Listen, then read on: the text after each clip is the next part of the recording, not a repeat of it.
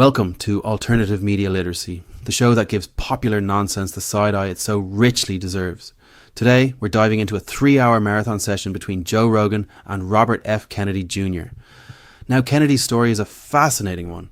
He began as a respected environmental lawyer, a guy who genuinely did some good work. But somewhere along the line, he pivoted hard into becoming one of the most prominent and influential anti-vaccine activists in the world. He's built an entire brand, Children's Health Defense, on sowing doubt about established medicine, all while leveraging that famous family name for a dose of unearned credibility. This episode is a masterclass in his method, a relentless assault on trust itself. Trust in doctors, trust in scientists, trust in regulators, trust in the entire framework of democratic government. We're going to see how he does it, starting with a claim about one of the most common medicines on the planet that's designed to terrify expecting parents. That medicine is Tylenol, or acetaminophen. Early in the episode, Kennedy Jr. is ranting about the irrationality of his political opponents, and to prove his point, he brings up a warning his organization issued about it. He frames this as him simply presenting the science, a noble act of public service.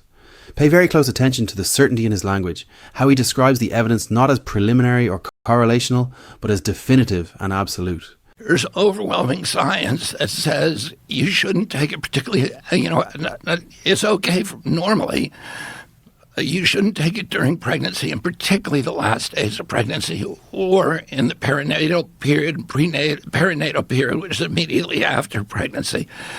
You don't want to take it because the association with Tylenol usage at that point and neurodevelopmental disease are very, very high and pretty clear. Oh, overwhelming science? Very, very high and pretty clear. This is a perfect example of the Kennedy Jr. method. Let's do a little steel manning here. He is right that there is ongoing scientific research into a potential association between prenatal acetaminophen use and some neurodevelopmental outcomes. But that's where his connection to reality ends. He takes that nugget of legitimate scientific inquiry and blows it up into a terrifying 5-alarm fire. The actual science is nowhere near overwhelming or clear. The FDA and the American College of Obstetricians and Gynecologists have both reviewed the data and found it to be inconclusive, with major limitations. These are observational studies which can show a correlation, but they cannot prove causation. What Kennedy Jr. conveniently leaves out is the very real, very proven risk of not treating a high fever during pregnancy, which can cause serious problems. By mischaracterizing tentative research as settled fact, he's not informing people. He's scaring them away from necessary medical care. It's deeply irresponsible. You would think that would be enough. But to hammer home his point that his opponents are deranged, Kennedy Jr. follows up his Tylenol fear-mongering with a story. A story about a supposed social media trend that erupted in response to his very important warning. Just listen to this anecdote he presents as fact. What I was saying is, when we issued this warning, it was immediately condemned by the Democrats. Oh, here's Trump and Kennedy doing, weird science again. And then you had all of these videos, these viral videos on TikTok of pregnant women eating Tylenol. Yeah, to say fuck Trump. Yeah, it's crazy. I hope they didn't really do it. I hope they were pretending, because that's so dumb. It's just so stupid. Why would you even want to risk that? Viral videos on TikTok of pregnant women eating Tylenol to own the cons. Wow, that sounds insane. It also sounds completely made up, because it is. This ghoulish social trend is a pure fabrication. Snopes investigated a viral claim about a woman supposedly dying from a Tylenol overdose to prove Trump wrong, and found the story was purely anecdotal, with the original poster providing zero evidence it ever happened. No credible news outlets reported on this supposed trend. This isn't about public health, it's about inventing a monstrous caricature of your political opponents. He presents terrifying, exaggerated medical claims, and when that's not enough, he invents a horror story to make his enemies look like irrational villains willing to harm their own unborn children out of spite. It is absolutely poisonous. The pattern of attacking established medicine continues, but now we pivot from physical health to mental health. The conversation turns to the potential of psychedelics as a treatment for PTSD, which is a genuinely interesting field of research. But Kennedy Jr. can't just advocate for a new therapy. He has to do it by misrepresenting and demonizing an existing one. Here he is on SSRIs, one of the most common treatments for depression and anxiety.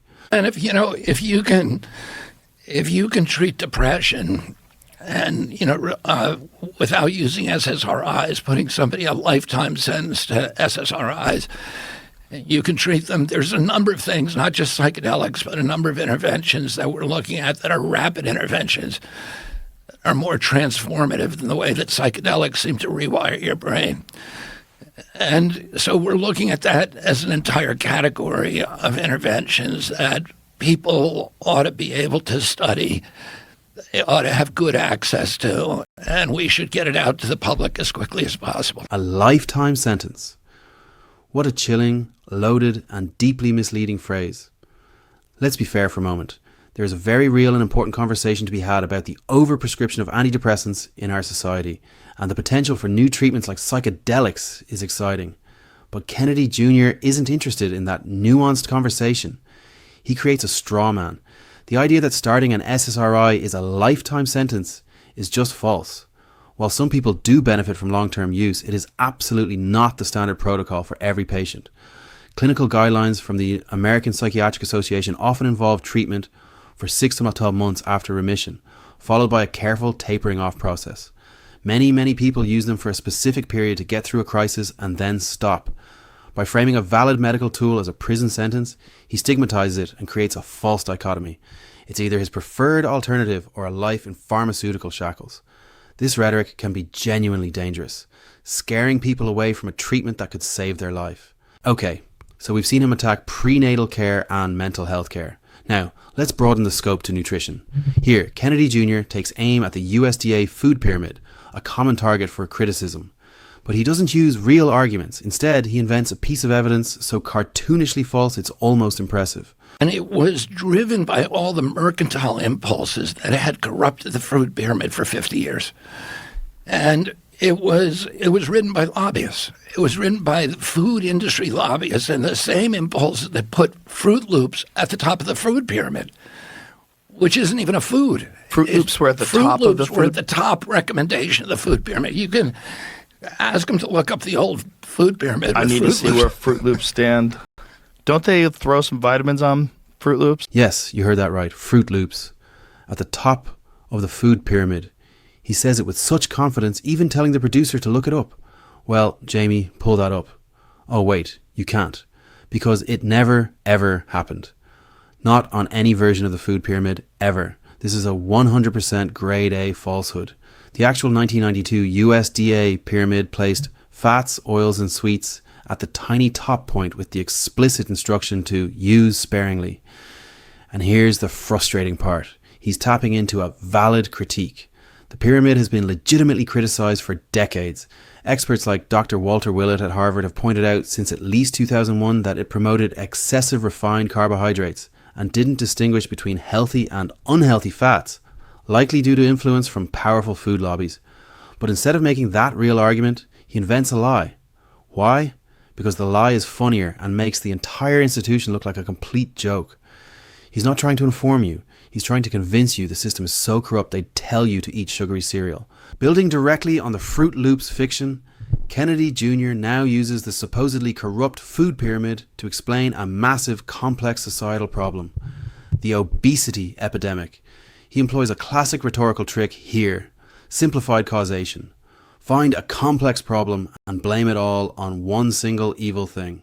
So now 70% of the food that our kids eat is ultra-processed food, 70% of the calories they get, and it's just poisoning them. And they took off the good stuff like whole milk, which is nutrient-dense, which is feeding their brain. We have 2 generations of kids that grew up without milk, without the proper nutrients for their brain.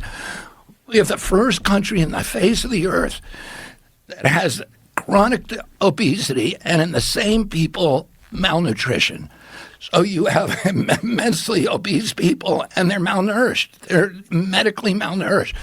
And it's because the food pyramid was so messed up. 2 generations of kids that grew up without milk. Did you grow up without milk? Did anyone you know? This is absurd hyperbole. While data from the United States Department of Agriculture shows fluid milk consumption has declined, total dairy intake hasn't vanished. Cheese and yogurt consumption has tripled since 1970. But sure, let's pin the entire incredibly complex problem of obesity on the food pyramid. The Centers for Disease Control and Prevention is pretty clear that obesity is multifactorial, resulting from a complex mix of behavior, environment, and genetic factors. But that's messy. It's much easier to sell a simple story with a clear villain. He's not offering a solution, he's selling a scapegoat. It's comforting, it's easy to understand, and it's completely wrong. So far, we've had bad medicine, bad nutrition, and bad history. Now we get to the grand finale of this section, where all these individual threads of misinformation are woven together into one overarching conspiracy theory. It's not just incompetence or corruption, you see. It's a deliberate plot. It's not because Americans got indolent or lazy or hungry. It's because they were being mass poisoned. And, the vested interests that are making money on keeping, everybody makes money on keeping us sick. The food companies make money on getting us sick, but pharma makes money on keeping us sick. The insurance, you would think insurance would want to keep you well, but it doesn't. It actually makes more money if more people are sick. The hospitals. Why? How does the insurance company make more money if people are sick? They were being mass poisoned. There it is. The leap from a valid criticism to a full-blown conspiracy. He's right that the profit motives of the processed food and pharmaceutical industries are often wildly misaligned with public health. Companies absolutely profit from sickness. But he takes that systemic critique and turns it into an active, intentional plot to mass poison you. He even throws in insurance companies claiming they make more money when people are sick, which is a fundamental misunderstanding of their business model.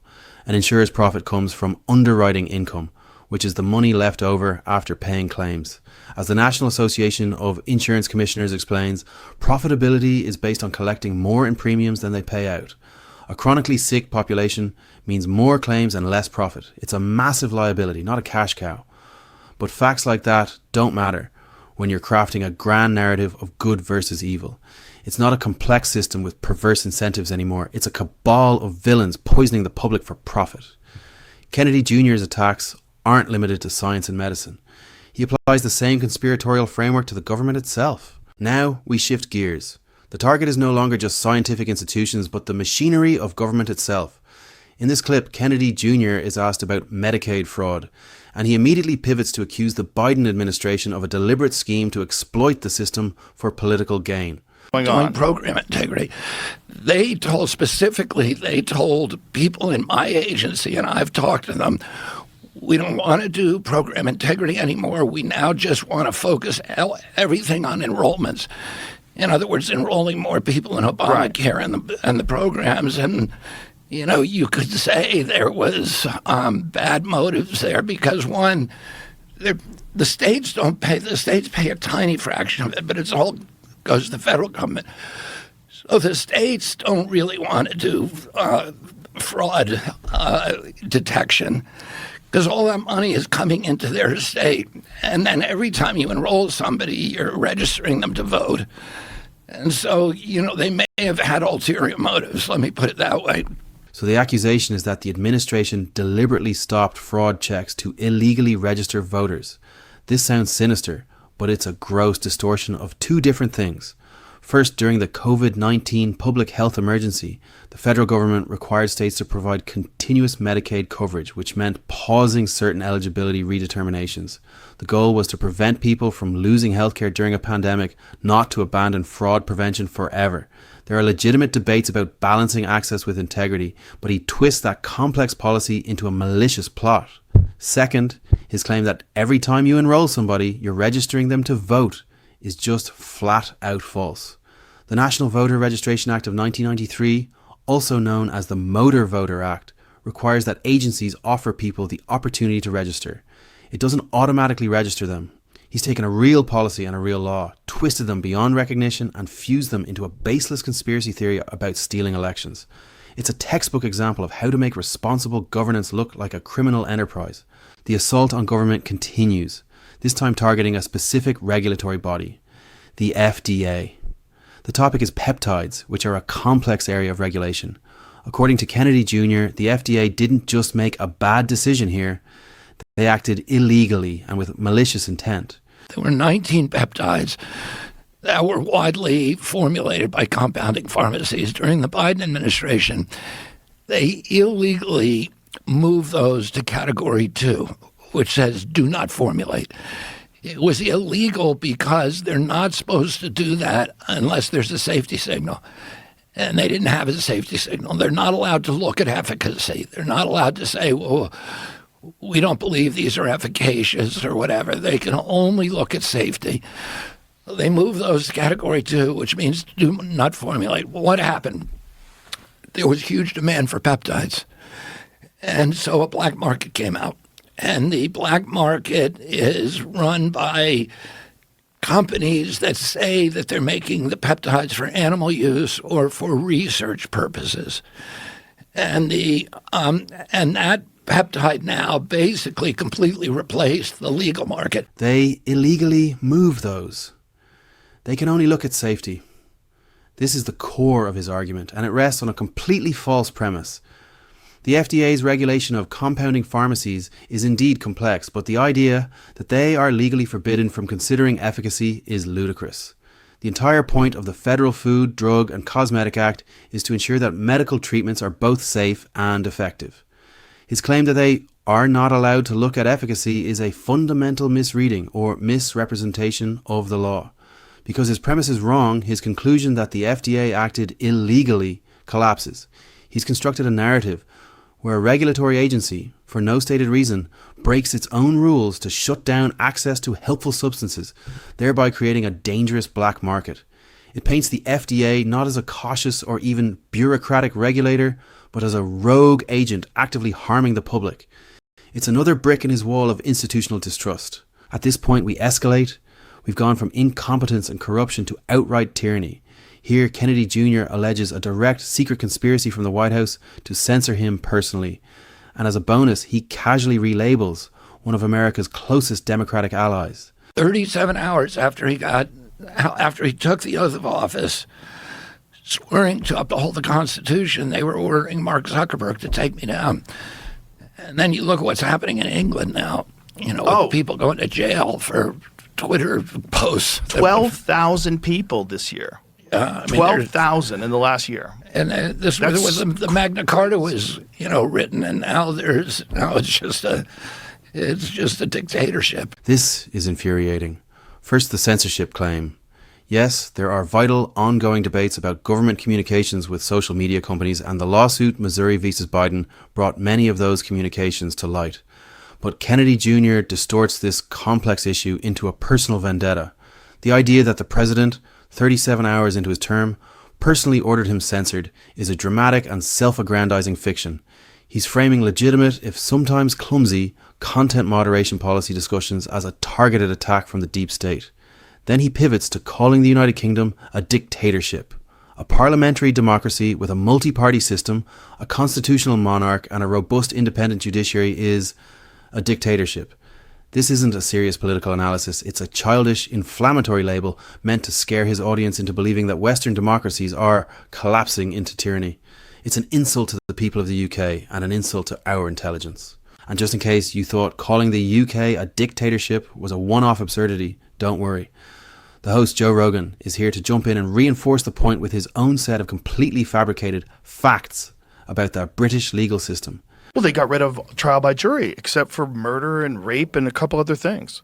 Now it's just a judge. So, whatever it is, if it's a social media infraction, there's no reasonable, judge by a jury of your peers. No, you're getting judged by a judge. And that's nuts. It's the Soviet system. It's like Kafka. I just can't believe how quick it happened. When you look at the social media arrests, they were always disturbing. Like if you go back even 4 or 5 years, they had quite a few of them a year. But it really ramped up over the last year or so. The Soviet system. My God. This is just breathtakingly ignorant. No, the UK did not get rid of trial by jury. This is a fundamental misunderstanding of a justice system that has existed for centuries. As the UK's own Crown Prosecution Service explains, their system distinguishes between minor, summary offences tried by magistrates and serious, indictable offences, which are tried before a judge and jury in Crown Court. This isn't some tyrannical new development, it's standard procedure. Most criminal cases, around 95%, are handled in magistrates' courts without a jury because they are less severe. He's taking a basic feature of a common law system, misinterpreting it as abolishing a right and then comparing it to a totalitarian regime. This is how misinformation spirals. A wild, baseless claim is made, and instead of a pushback, it's validated with even more falsehoods. The audience leaves thinking a major democracy has fallen, all based on a conversation that was factually bankrupt from start to finish. To cap off this theme of attacking democratic institutions, the conversation turns to another pillar of a free society, the right to protest. But in this worldview, protests aren't a genuine expression of civic will. No, there's something much more sinister. Once again, Joe Rogan takes the lead. What should disturb them is that these are not organic protests. So these protests are organized and paid for. And that's crazy. Right. When you find that out, and you find out that people can actually be paid to protest, and that they provide them with signs, they tell them what they do, it's organized, they have signal chats. There's been a lot of people online talking about being paid to protest in certain places, and that's kind of insane that that's even legal, that you can organize a mob and pay them to go and make a bunch of noise. It's like the color revolution. The classic paid protester conspiracy. This is one of the oldest, laziest ways to delegitimize a social movement you don't like. It starts with a tiny piece of truth. Yes, large-scale protests are organized. Non-profits that support causes often employ professional organizers for logistics. But the fantasy is that the crowds themselves are a paid mob of insincere actors. This narrative has been thoroughly debunked. Fact-checkers at Reuters and the Associated Press investigated these exact claims during the 2020 racial justice protests and found no evidence of protesters being paid. Even Snopes has been swatting down these rumours for years, labelling claims about paid protesters at the 2017 Women's March as false. It's a cynical tool to dismiss genuine grassroots anger. If you can convince your audience that your opponents don't actually believe what they're saying, you don't have to engage with their arguments. You can just dismiss them as a fake, astroturfed colour revolution. It's the ultimate delegitimization of dissent, and it's based on absolutely nothing. And for our final clip, Kennedy Jr. makes that cynical worldview explicit. He claims that the Democratic Party's entire stance on vaccines isn't about science or public health at all. It's just a knee-jerk reaction to one man.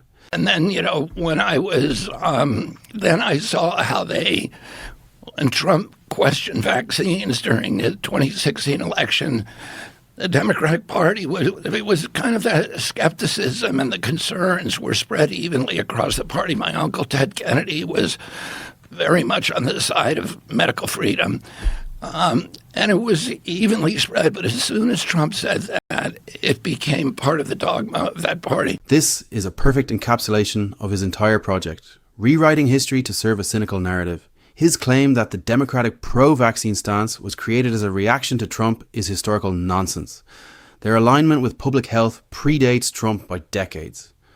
Does the Vaccines for Children program, established under President Clinton in 1993 to provide free immunizations to kids in need, ring a bell? And this fantasy of evenly spread skepticism? A Pew Research study from 2014 showed nearly identical numbers of Republicans and Democrats favoured mandatory school vaccinations. He's taking a real phenomenon, increased polarization, and misrepresenting its cause to argue that life-saving medicine is just empty partisan posturing. It's the ultimate expression of corrosive cynicism. Nothing is real, and only he, conveniently, can be trusted. So what's the pattern here? It's a consistent, three-step process. First, find a kernel of truth, a legitimate debate or a complex problem. Second, blow it up with exaggeration, straw men, and outright falsehoods. Third, attribute the whole mess to a grand conspiracy of powerful evil people who are actively trying to harm you. Whether it's Tylenol, SSRIs, the Food Pyramid, or the FDA, the story is always the same. You are being lied to by a corrupt system. This isn't about empowering you with information. It's about disempowering you with fear and paranoia, making you so distrustful of everything that the only voice left to believe is the one telling you everyone else is a villain. That's not literacy, it's a trap. Thanks for watching.